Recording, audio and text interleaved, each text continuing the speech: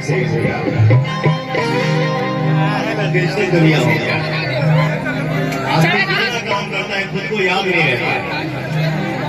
जो होगा वो तो दुनिया देखेगी। हम पुराने का चीज भुलाई जाने को सही बात। मैं पुराने से ही था हूँ और रहूंगा। इतना बढ़िया से लचकावे लेना सर्विसिंग बोलो छोटू भैया प्रणाम। छोटू भैया भासुर के भैया दिल से प्रणाम करती हूँ। मानव की बिल्डिंग फेंक दो।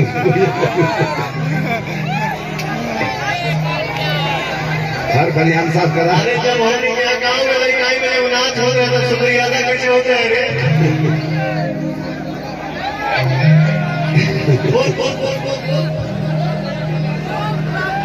दिल में लगा चोट तो निकल गया गुच्ची जी की तरफ से 600 रुपया का नोट। मैं उन साहबान को उन कदरदान को तहे तहे दिल से लहे लहे दिल से शुक्रिया अदा करतनी दादा। चले लूटा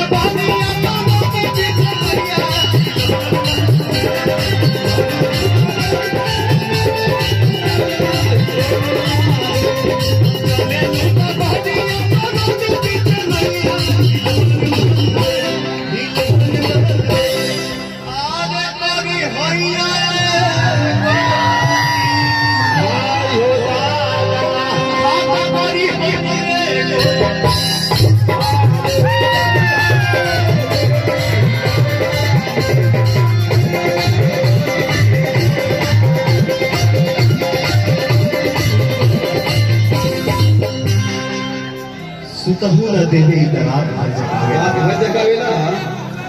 वाह मेरा भाई ऐसे ही हवा जैसा लग रहा है। बहुत काम